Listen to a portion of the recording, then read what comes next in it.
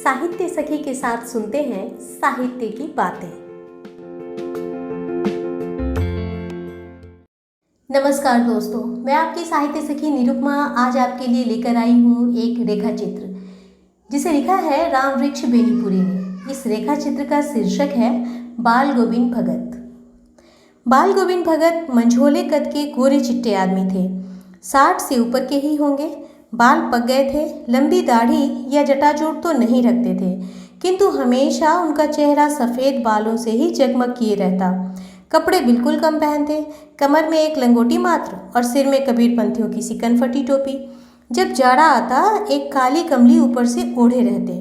मस्तक पर हमेशा चमकता हुआ रामानंदी चंदन, जो नाक के एक छोर से ही औरतों के टीका की तरह शुरू होता, गले में तुलसी की जड़ी की एक बेडौल माला बांधे रहते। ऊपर की तस्वीर से यह नहीं माना जाए कि बाल गोविंद भगत साधु थे, नहीं, बिल्कुल गृहस्थ। उनकी गृहिणी की तो मुझे याद नहीं, उनके बेटे और पतोह को तो मैंने देखा था। थोड़ी खेती बाड़ी भी थी, एक अच्छा साफ सुथरा मकान भी था, किंतु खेती बाड़ी करते, परिवार रखते भी बाल गोविंद भगत साधु थे। साधु की सब परिभाषाओं में खड़े उतरने वाले। कबीर को साहब मानते थे, उन्हीं के गीतों को गाते, उन्हीं के आदेशों पर चलते, कभी झूठ नहीं बोलते, खड़ा व्यवहार रखते, किसी से भी दो टूक बात करने में संकोच नहीं करते, ना किसी से खामखा झगड़ा मोल लेते, किसी की चीज़ को नहीं छूते, ना बिना छुए बिना पूछे व्यवहार में लाते। इस नियम को कभी कभी इतनी बारीकी तक ले जाते कि लोगों को कौतूहल होता। कभी वह दूसरों के खेत में शौच के लिए भी नहीं बैठते। वह गृहस्थ थे, लेकिन उनकी सब चीज़ साहब की थी। जो कुछ खेत में पैदा होता सिर पर लाद कर पहले उसे साहब के दरबार में ले जाते थे, जो उनके घर से 4 कोस दूर पर था, एक कबीरपंथी मठ में। मतलब वह दरबार में भेंट रूप में रख लिया जाकर प्रसाद रूप में जो उन्हें मिलता उसे घर लाते और उसी से गुजर चलाते। इन सब के ऊपर मैं तो मुग्ध था उनके मधुर गान पर, जो सदा सर्वदा ही सुनने को मिलते। कबीर के सीधे साधे पद जो उनके कंठ से निकलकर सजीव हो उठते। आषाढ़ की रिमझिम है, समूचा गांव खेतों में उतर खड़ा है। कहीं हल चल रहे हैं, कहीं रौनी हो रही है। धान के पानी भरे खेतों में बच्चे उछल रहे हैं, औरतें कलेवा लेकर मेड़ पर बैठी हैं। आसमान बादल से घिरा, धूप का नाम नहीं, ठंडी पुरवाई चल रही। ऐसे ही समय आपके कानों में एक स्वर तरंग झंकार सी कर उठी। क्या है यह कौन है? यह पूछना ना पड़ेगा। बाल गोविंद भगत समूचा शरीर कीचड़ में लिथड़े अपने खेत में रोपनी कर रहे हैं। उनकी अंगुली एक एक धान के पौधे को पंक्तिबद्ध खेत में बिठा रही है। उनका कंठ एक एक शब्द को संगीत के जीने पर चढ़ाकर कुछ को ऊपर स्वर्ग की ओर भेज रहा है और कुछ को इस पृथ्वी की मिट्टी पर खड़े लोगों के कानों की ओर। बच्चे खेलते हुए झूम उठते हैं। मेड़ पर खड़ी औरतों के होंठ कांप उठते हैं, वे गुनगुनाने लगती हैं। हलवाहों के पैर ताल से उठने लगते हैं। रोनी करने वालों की अंगुलियां एक अजीब क्रम में चलने लगती हैं। बाल गोविंद भगत का यह संगीत है या जादू? भादों की वह अंधेरी अधरतिया। अभी थोड़ी ही देर पहले मूसलाधार वर्षा खत्म हुई। बादलों की गरज, बिजली की तड़प में आपने कुछ नहीं सुना हो, किंतु अब झिल्ली की झंकार या दादुरों की टर टर बाल गोविंद भगत के संगीत को अपने कोलाहल में डुबो नहीं सकती। उनकी खंजड़ी डिमक डिमक बज रही है और वे गा रही हैं। गोदी में पियवा चमक उठे सखिया चिहुक उठे ना। हाँ, पिया तो गोद में ही है, किंतु वह समझती है वह अकेली है, चमक उठती है, चिहुक उठती है। उसी भरे बादलों वाले भादों की आधी रात में उनका यह गाना अंधेरे में अकस्मात कौंध उठने वाली बिजली की तरह किसे न चौंका देता। अरे, अब सारा संसार निस्तब्धता में सोया है। बाल गोविंद भगत का संगीत जाग रहा है, जगा रहा है। तेरी गठरी में लागा चोर मुसाफिर जाग जरा। कार्तिक आया नहीं कि बाल गोविंद भगत की प्रभातियाँ शुरू हुई, जो फागुन तक चला करती। इन दिनों वह सवेरे ही उठते।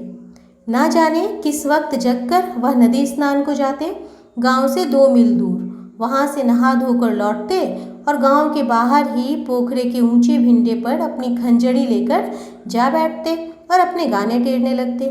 मैं शुरू से ही देर तक सोने वाला हूँ, किंतु एक दिन माघ की उस दांत किट किट वाली भोर में भी उनका संगीत मुझे पोखरे पर ले गया था। अभी आसमान के तारों के दीपक बुझे नहीं थे। हाँ, पूरब में लोही लग गई थी, जिसकी लालिमा को शुक्र तारा और बढ़ा रहा था।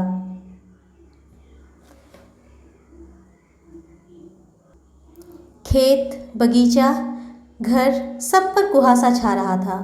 सारा वातावरण अजीब रहस्य से आवृत मालूम पड़ता था। उस रहस्यमय वातावरण में एक कुश की चटाई पर पूरब मुंह काली कमली ओढ़े बाल गोविंद भगत अपनी खंजड़ी लिए बैठे थे। उनके मुंह से शब्दों का तांता लगा था। उनकी अंगुलियां खंजड़ी पर लगातार चल रही थीं। गाते गाते इतने मस्त हो जाते, इतने सुरूर में आते, उत्तेजित हो उठते कि मालूम होता अब खड़े हो जाएंगे। कमली तो बार बार सिर से नीचे सरक जाती। मैं जाड़े से कपकपा रहा था, किंतु तारे की छांव में भी उनके मस्तक के श्रम बिंदु जब तक चमक ही पड़ते। गर्मियों में उनकी संध्या कितनी उमस भरी शाम को न शीतल करती। अपने घर के आंगन में आसन जमा बैठते। गांव के उनके कुछ प्रेमी भी जुट जाते। खंजड़ियों और करतालों की भरमार हो जाती। एक पद बाल गोविंद भगत कह जाते, उनकी प्रेमी मंडली उसे दोहराती, तिहराती। धीरे धीरे स्वर ऊंचा होने लगता, एक निश्चित ताल, एक निश्चित गति से। उस ताल स्वर के चढ़ाव के साथ श्रोताओं के मन भी ऊपर उठने लगते। धीरे धीरे मन तन पर हावी हो जाता। होते होते एक क्षण ऐसा आता कि बीच में खंजड़ी लिए बाल गोविंद भगत नाच रहे हैं और उनके साथ ही सबके तन और मन नृत्यशील हो उठे हैं। सारा आंगन नृत्य और संगीत से ओतप्रोत है। बाल गोविंद भगत की संगीत साधना का चरम उत्कर्ष उस दिन देखा गया जिस दिन उनका बेटा मरा। इकलौता बेटा था वह, कुछ सुस्त और बोदा सा था, किंतु इस कारण बाल गोविंद भगत उसे और भी मानते। उनकी समझ में ऐसे आदमियों पर ही ज़्यादा नज़र रखनी चाहिए या प्यार करना चाहिए, क्योंकि ये निगरानी और मोहब्बत के ज़्यादा हकदार होते हैं। बड़ी साध से उसकी शादी कराई थी। पुतोह बड़ी ही सुभग और सुशील मिली थी। घर की पूरी प्रबंधिका बनकर भगत को बहुत कुछ दुनियादारी से निवृत्त कर दिया था उसने। उनका बेटा बीमार है, इसकी खबर रखने की लोगों को कहाँ फुर्सत, किंतु मौत तो अपनी ओर सबका ध्यान खींच कर रहती है। हमने सुना बाल गोविंद भगत का बेटा मर गया। कुतूहलवश उनके घर गया, देखकर दंग रह गया।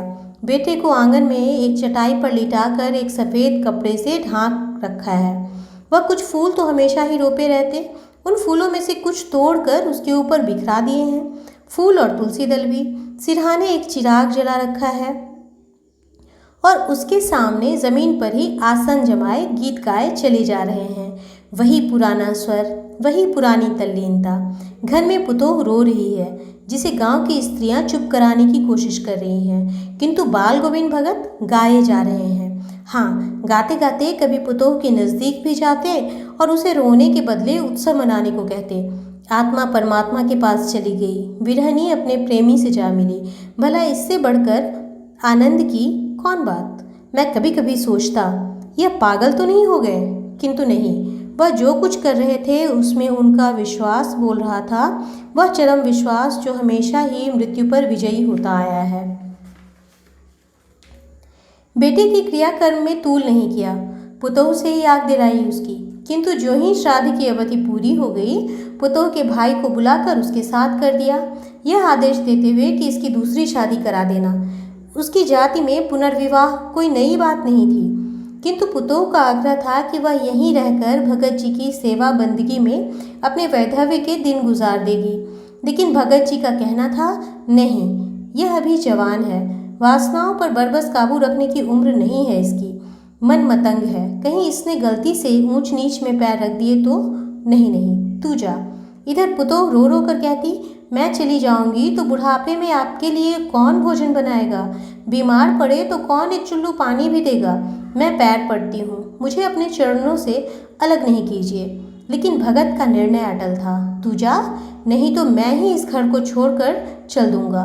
यह थी उनकी आखिरी दलील, और इस दलील के आगे बेचारी की क्या चलती। बाल गोविंद भगत की मौत उन्हीं के अनुरूप हुई। वह हर वर्ष गंगा स्नान करने जाते।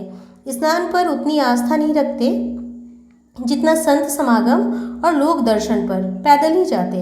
करीब 30 कोस पर गंगा थी। साधु को संबल लेने का क्या हक, और गृहस्थ किसी से भिक्षा क्यों मांगे। अतः घर से खाकर चलते तो फिर घर पर ही लौट कर खाते।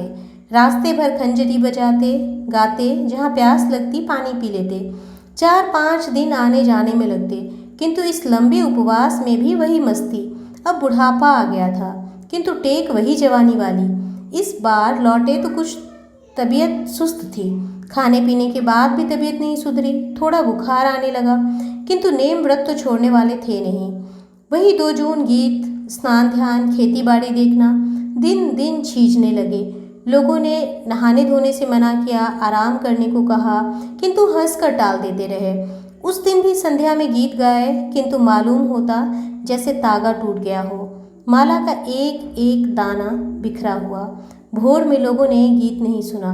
जाकर देखा तो बाल गोविंद भगत नहीं रहे, सिर्फ उनका पंजर पड़ा है। धन्यवाद।